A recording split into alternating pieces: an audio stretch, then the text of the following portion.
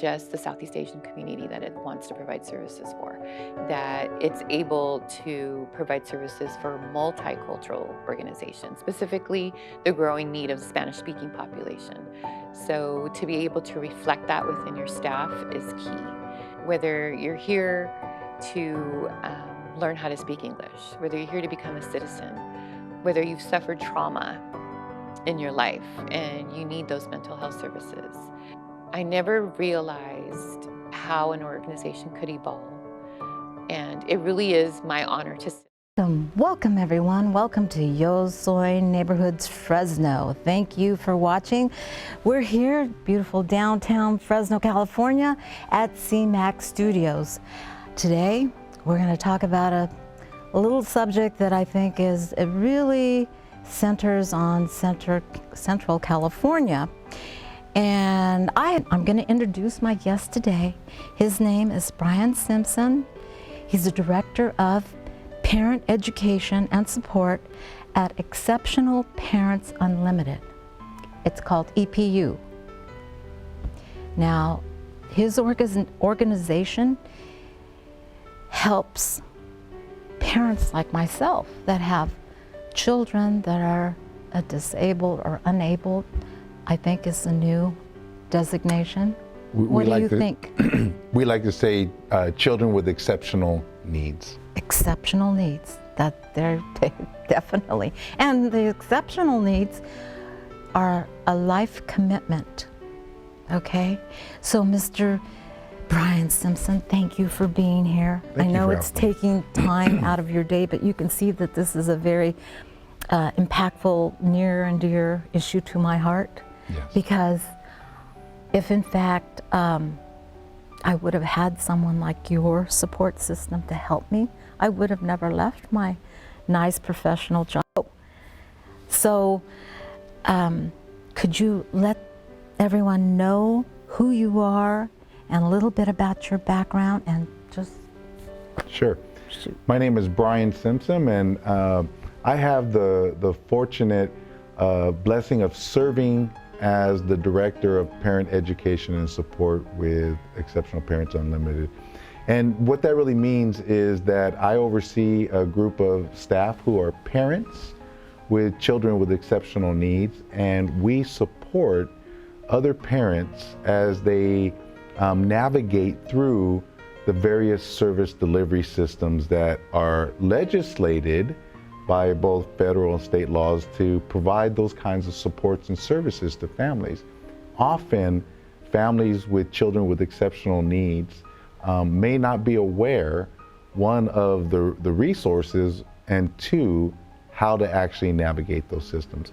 I've been working in the Fresno area with nonprofits and under-resourced community families for about 10, 15 years in various capacities.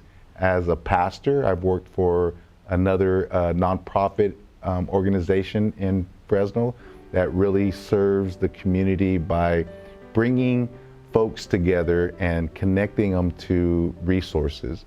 And that's what we do at Exceptional Parents Unlimited, is provide that kind of support to parents like yourself who may be experiencing for the first time, the reality of being overwhelmed on how to provide and access services for their children. And so I oversee a group of folks who have lived experience as parents themselves. And so my staff is able to come alongside and empathize and understand because they themselves have walked through many of those systems.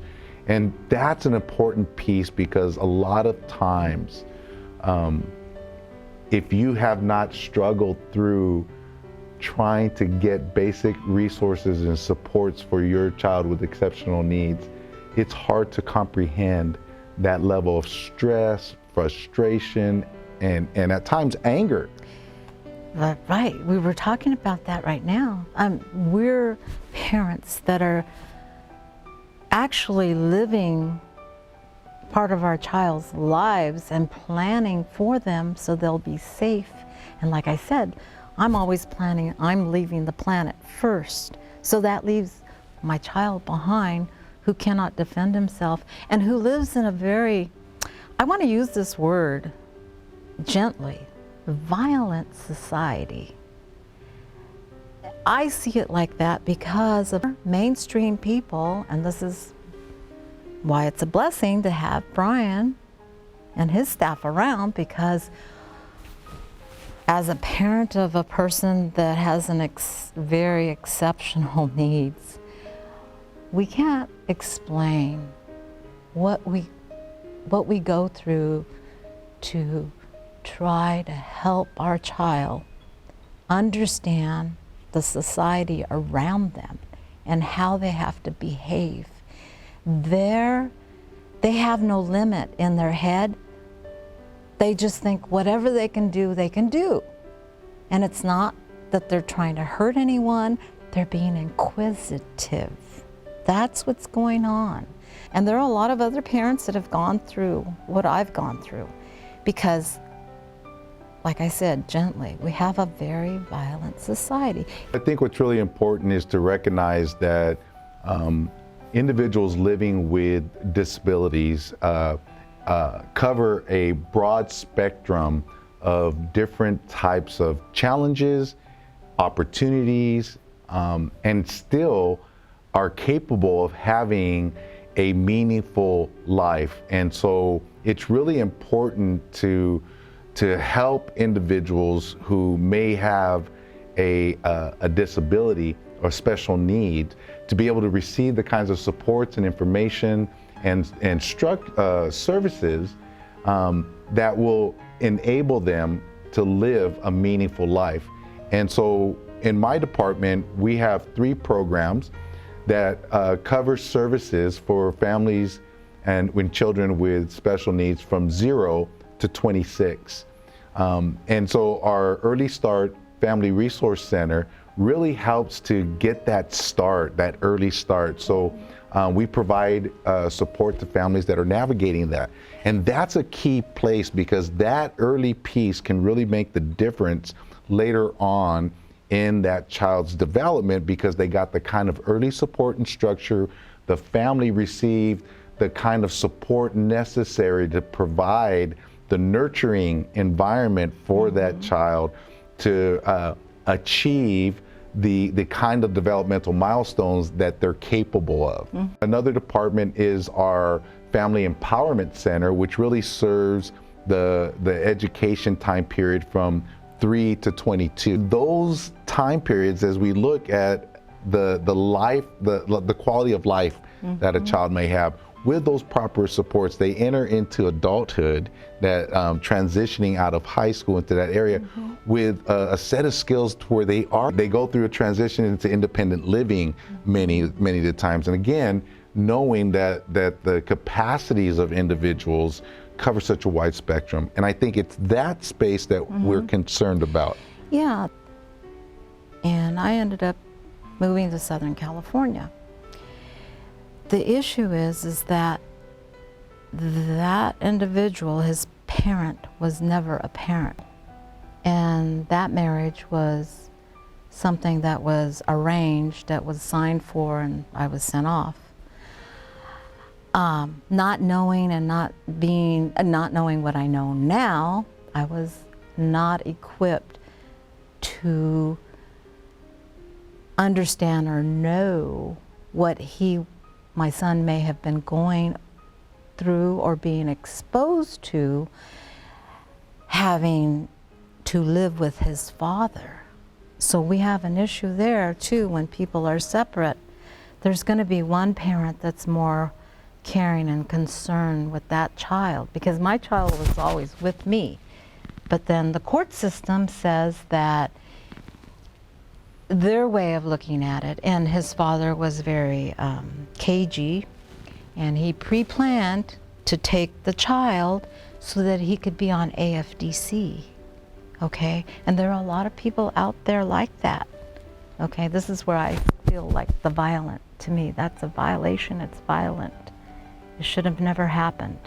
But yet our systems are set up strictly for mainstream, and had the resources that existed at that point, those social workers and people handing out that AFDC would have evaluated the situation better, had been trained better to recognize that my son was just a tool to that parent.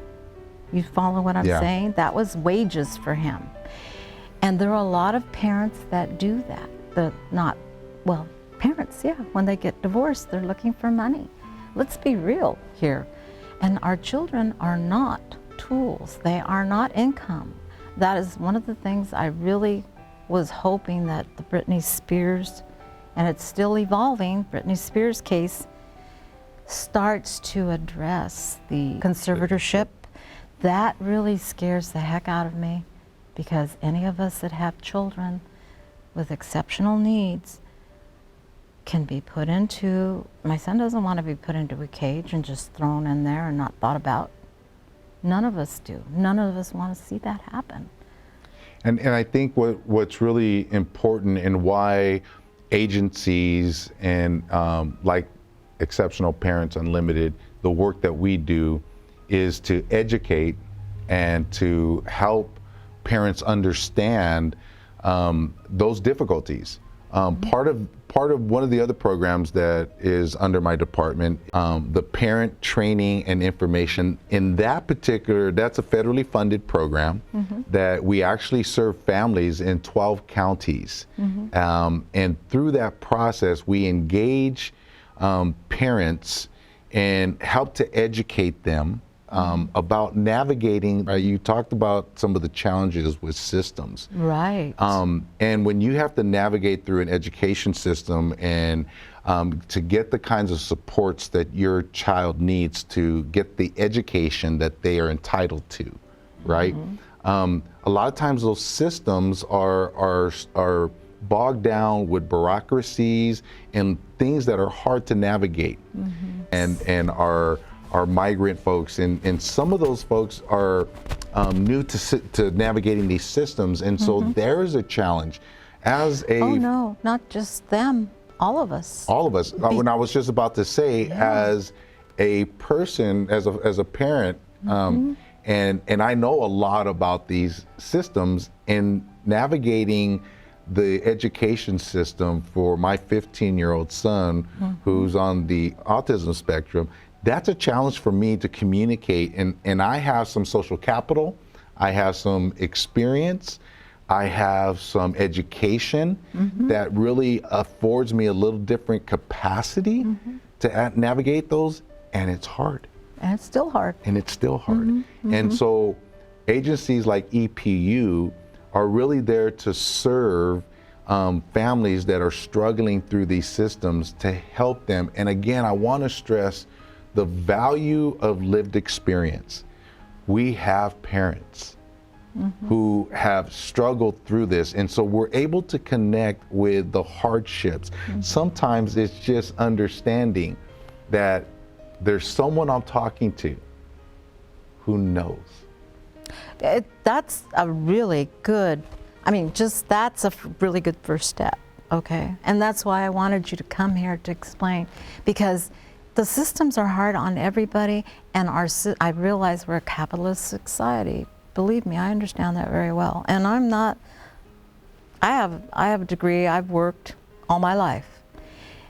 And we need to somehow start to, those systems need to get more. I realize they're not set up as compassion. I work for the court system. I understand that it's all structural, procedural things. That's fine, but we need individuals that are highly trained to be able to identify the situation so that they can put them in the right categories, so that they're getting, like you said, all of the benefits that they're entitled to. And they're not, it's still to this day, are not doing it. And you're just one company or one nonprofit that has that opportunity, but how many more are you banding together? Do you have others? 1979, we had nothing. So what's really important to note is that the programming that our agency provides, EPU provides, is funded under the Individuals Education or Individuals with Disabilities Education Act, IDEA. So it's federally funded so that those individuals with special needs are able to get the kinds of supports that are going to help them have a quality life. And so there are a number of agencies across the state, because it's federally funded, that do that. And we work closely together with those individual agencies, and we collaborate together and work together so that we could have greater impact in the lives of families who are dealing with these kinds of difficulties. And so I really want to lift that piece up, is that our staff are parents who've gone through those systems and have networks and connection with individuals in those systems. Something I think is really important is the systems that we're navigating are, there are compassionate people within those systems that are often limited by the structures of the system. And so that's an important piece, because our staff are there to help bridge that often divide between the parent navigating the system and the person working within the system. And we give them the benefit of the doubt that everybody wants what's best for the child, but sometimes the structures, they get in the way. And so sometimes we really encourage the parents that what the system's offering is what's best for the child. And sometimes we have to really work with the system to understand that the parent's the expert, and that there's something there that the system can learn from the parent in order to achieve better outcomes. But systems are not structured to have a conversation with a parent. And that's where agencies and organizations like EPU are powerful, is because we do build those relationships with the individuals in the systems. And we are able to connect empathetically and understandingly with the parents, and we could be that bridge. It was centered on that idea of a parent going through this difficulty is the best source of support for another parent going through this. And so the founder was working in a medical setting and had capacities, and understood as a mother she was struggling just to do things for hers. So she recognized that this was a complete area that was just put by happenstance. Absolutely. Set aside. So what she did was brought parents together, and they were supporting each other. Good. And she saw the power of one parent supporting and another parent as they went through these difficulties. And that is the seedbed of the work of EPU. Yeah, because we see we're in, how they say, we're in the alligator area. And people, you don't have time to breathe sometimes. For my son, when I finally got him back It took me a lot of prayer. And one day, detective came, they found me at the courthouse, came to my boss and said, we need to speak to one of your workers. It was a detective because they were getting ready within a week to arrest the father. I'm like, why in the world did you ever let him stay there? Why? These things happen, and your gal, the person that established EPU, could see that because she was in the alligator area. So that makes sense. It takes, you have to be able to talk the same language to and understand the same feelings that you go through to be able to help another person that can't help themselves. And they really can't. I mean, they go out there, my son was like, oh, I can handle this. But then later on, 2 or 3 days later, he'll come back and say, I just don't know what to do sometimes. And that's the kind of situation that we're in because we can't get in here. We can't get in their head. And I think that what you're talking about is the need of to support both the individual living with the disability and the loved ones and caregivers that are struggling to help their loved one. And that itself, just how I'm trying to support a loved one living with a disability, that's a stressor in and of itself, apart from the individual as well with that disability. And so my heart's passion around this work is that it takes both professionals who understand and can provide those kinds of services and supports needed to help an individual living with a disability realize their full potential and to live a meaningful life. And it takes an individual with lived experience to come alongside the caregiver, right? And to be able to listen in a way that's empathetic and can understand it. And quite frankly, the majority of professionals working in those systems can't understand that part because they haven't lived through that.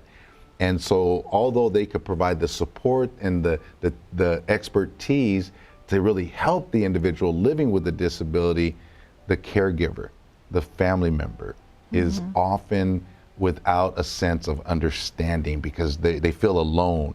And my staff is able to come alongside and give that hope. Yeah. Hope starts at EPU. Right. For parents, Right. many parents, it starts there. It does. I mean, having someone else, like I said, when we first met, having someone to talk to, just a shoulder to listen to what, oh my God, not even past judges, just to listen to what you're going through in one day's trial and to figure out, you know, what support that child needs. My son is an adult now. What does that adult need? I mean, thank God your director, your founder, had enough ability, not only on her own, but financial ability to create EPU, because these types of organizations are desperately needed. All of us need conversations, and all of us also need to bound together to change some of these laws and how these systems work too. I realize it's made for more mainstream than just a few, but then again, we do have equal rights. And I think so much more need than there is financial support to meet the need. And so at our agency, we're constantly looking for those funding sources that could help to expand and to increase the level of impact that we can have with families who are caring for an individual living with a disability. And then you add something like COVID, right, which is a huge stressor on all of our systems. And we begin to see just how challenging this is, right? So what COVID has done is kind of given a universal stressor Oh yeah, for all of us. We're seeing that. Highlight some of the disparities that our systems often don't capture because of the way they're designed. But under COVID stress, those disparities became very marked and very noticeable. And so that's another area of opportunity, because if you look at the intersectionality between those disparate groups, like the ethnicity pieces, poverty, and then you look within those groups and recognize that families with disabilities within those disparate groups have another layer of challenge. That's right. And It's so- monetarily, because it takes quite a bit of money. When I worked with the County of Orange, I had the coverage. Of course, I paid for it out of pocket because I knew that I had to take care of myself and my son. And when I got him back right away, he was just a mess. I mean, he was just like a kid that had been running wild like Tarzan. And I had to teach him from the ground up again, which I had already taught as a mom up until he was 7. And I thought it was pretty well centered, but I didn't know it was more than a struggle that he had to go through to come back to me when he was 11. And there's a lot of damage that can be caused by someone that doesn't understand what my son or an exceptional child is going through and how to manage. You know, they have high and low, their personality, their energy levels are high and low, and sometimes they grab onto something and they oh, I know this for sure, but then days later, I don't know how I got here. So a parent needs to be able to recognize those things. I mean, for me, it was like, okay, I got him back, but I didn't know about any of the services that had been created after he was born. I was in a situation where I took him, I was more concerned about psychological, so I went to they were there, they were supporting him, he was getting better. I had dug him out of that hole that his father had put him into, as far as not running wild, basically. And the marriage family counselors, they have a situation. When he came to the age of 14, just that he no longer, at 14, he knew that he could refuse the world.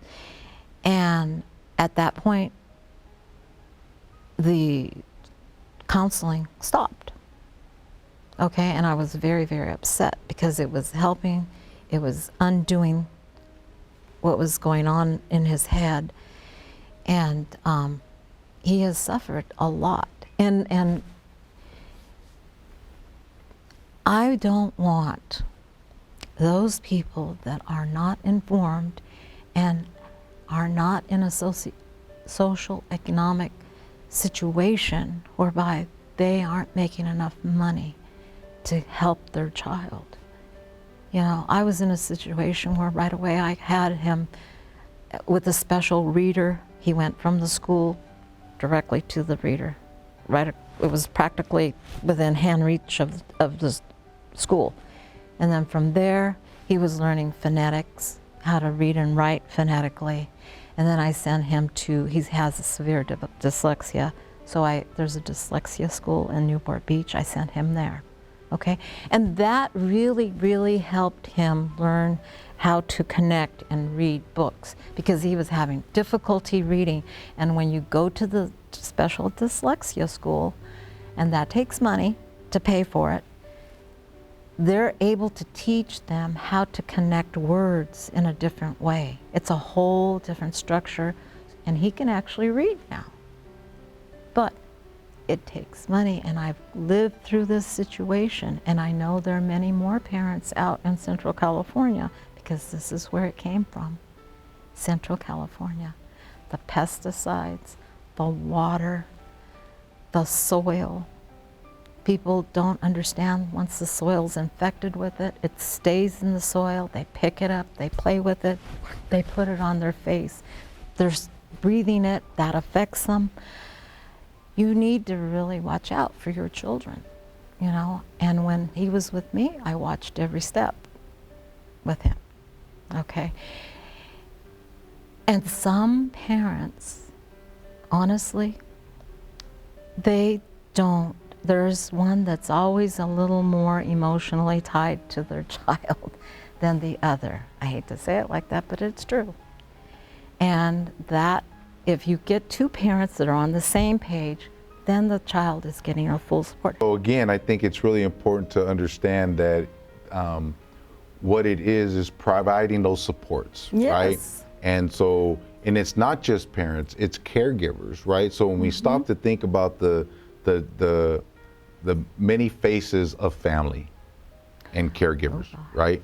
And so our agency provides those supports and education and training to those caring for individuals, right? And so it's with that information and that kind of support that the caregivers are able to make those kinds of choices and live through the difficulty in a way that they're able to maintain their own wellness, because as caregivers, we have to be well in order to care for others. Good point. And so when you're walking through a situation with somebody who's walked through something very similar, it's easier to listen and take that good advice on when to take that time out, what battles to pick, which ones not to engage in.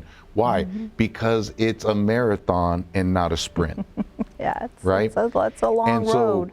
When you hear that from another parent, it's different than when you hear it from a professional, right? Because when you hear from a professional, there may be a tendency, but you don't know what it's like being in my shoe. I can't just take time out for myself, right? But when you hear it from a parent who might say, you might think you can't, and I know how hard it is, but as a parent, I'm telling you, you need to. Right, right. And believe me, what he's talking about, I know for sure, because if you don't take your time out, your body is going to make you take your time out. And so my staff is an amazing group of folks. This is what we call heart work, right? It's the intersection of where EPU as an agency has a heart and passion to impact a benefit, right? When we think about impact, we're like, how can we benefit our community? How can we benefit families who are struggling with navigating through these systems? It's the purpose of the parents that are on my team, that are on my department. Their heart's purpose is to take their experience and to bring some benefit of their sorrows, their struggles, and their pain to benefit someone else. So there's a double benefit in our department, because each time one of our staff gets on a phone with another parent, they're bringing meaning out of their mess, Right. in their struggle, and they're impacting someone else in a positive way. And so we want to encourage folks that are out there that might be listening or watching today that may have some understanding about this and they feel that way. We want you to know that hope starts with help, right? Right. And at EPU, we are here to help. Yeah, Right. and this is just one little thing. I mean, when you talk about families, and I'm learning my family again because I was 24 years old. Your families, when I was a young person, I'm 10 years old, we had a system where our families would get together and chit-chat and have dinner and break bread and go out and play at the ballpark and spend time together. Now we're in a situation where we're all divided and all across the nation, and we can't get together, okay? And you're not having that communication So my family really doesn't understand my son because they think he's just a derelict son. They don't understand that he was born with a situation that he didn't plan on, and I didn't understand, and no one really, I didn't have the system. This EPU is a blessing. Parents Exceptional, Parents Unlimited is really a helping hand for people like myself. And I wish I would have had that. And you do. So please reach out to Brian. Can you give him your website and phone number? So our phone number is 559-229-2000. And as you just heard Brian, you know that he has the experience and he can talk, or at least listen to the situation that you're going through with your exceptional child, and more than likely you're dealing with some type of program that, or some governmental entity that doesn't understand. Even the schools, we have still a lot of struggle within the school systems where they're not being treated equally. Our exceptional children have certain behavior habits that they don't, and they're not really habits, because exceptional children are more of the follower type. They're not in leadership positions, few and far between. Some do, like the young man that sent President George Bush some socks. He has a sock company, but his father is right there hand in hand with him to run that company. So understand, our systems need to start.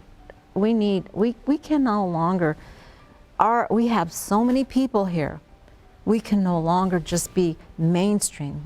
It's not to say that you need to cater to a particular group, but we need to start having our systems be a little more flexible. I realize there's no emotion in it, but at least some of the procedural things start to categorize. Each of us are different. You know, we're human beings and we have the bigger brain, they say, but we are still. The things we're always orientating towards hope and looking for and seeing the best in individuals and helping them to reach that potential of their best selves. And I would just really want to leave our audience with this idea that inclusive, right? Individuals living with disabilities are able to live and sustain meaningful lives, and our systems and our society we're moving towards a more inclusive reality where people of a variety of different capabilities and capacities and experiences are included and can have access to the same kinds of resources and opportunities regardless of their neurodevelopment or lack thereof. And so we really want to see our society and systems more inclusive of all peoples. Everybody equal across the board. But I can see that, I don't know, maybe this is it's my own view. It's going to take another good 10 years, even though we have this vast society, to really serve the public with that inclusiveness in a way that's, like you say, you use the word meaningful, but I would say that there's acceptance, because my son wants to feel accepted the way he is. And that is correct. We should accept. We don't know. We don't know how people are going to be born or what's going to trigger. I mean, just the other day I watched a nurse, she was talking about child epilepsy, and a little baby, she was seeing that he was going through trauma at 3 or 4 months old, but yet the doctor she was talking to, oh, that's just the regular baby behavior. But then with this wonderful videography that we have, she took pictures and filmed the child, and then they discovered he had this rare form of epilepsy. Okay, so we don't know. Sometimes these things trigger far into maybe 5, 6 years old, different things. We don't know. Our child is born, they look good on the outside and everything, but we don't know what might happen. So we need to start, it's not just compassion, but before we pass judgment and say, oh, that person should be looking at this or that, take a moment and step back before you make that statement and look at it and say, you know, maybe I should just lend a hand and go up to that parent and, how are you? Is there anything I can do to help? Or perhaps just be there to listen, even though you don't understand. You may not even know that they're going through something. You know, over the years, because I knew there wasn't anyone to help me and I was on my own, I internalized. And it caught up with me at this pandemic. Okay, yes, a fellow on Facebook mentioned weight. I try to lose weight so many times, and that's one of the things that impacts us, is the weight. Because we're short on time. We're out there working. We have to support our family, and then we also have to support our exceptional child individually. Yeah. And it takes extra time. If I had 29 hours, I'd be better off. Let's put it that way. I don't know if you understand that, but with our fast society, and it's getting faster, people like ourselves are going to need to add on more time. Yeah. Okay? And it would be nice to see, I hope I live long enough to see that day where the schools, the police, the social services, they can see that our families are not cookie cutter. People are not cookie cutter. It doesn't matter if they're an exceptional child or maybe they're a gifted child, they have the same issues sometimes because they have no ceiling to their thoughts. They're exploring, constantly exploring. So I hope this segment has reached the people that could either become a recruit and share their story, like myself, or perhaps be there to help provide funds so that EP companies, these nonprofits like EPU, can continue to exist, and also to help fund, is it the disabilities federal fund or the? Right, so there's legislation and funding through federal legislation related to disabilities. Right, right. And that was passed in the 60s, but it took a long time for them to really activate it. Right. And so with that, advocating, right? So can I share the website? EPUchildren.org. Visit our website. You'll see there's so many different levels of services other than just my department that we provide to families. And so please, if you have children or caring for an individual with disabilities, or just want to explore a little bit about what we are able to offer to our community and families in our community, please visit our website at epuchildren.org. So thank you for listening. I'm sorry, I'm not trying to be a whine, but it's a difficult life. And don't pass judgment on anyone. Walk a mile in their shoes first. Think about it. How would you want to be treated?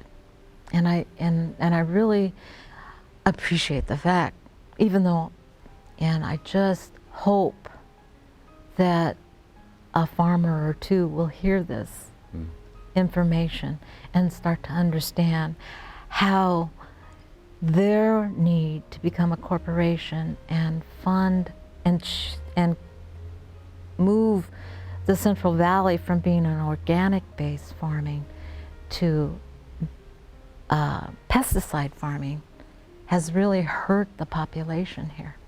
And perhaps one of those nice farmers who does have that extra spare change will start to give to that fund to help our children. So thank you for watching Yo Soy Neighborhoods today. I hope this is helpful to you. We'll see you next week. Thank you for your time. Thank you.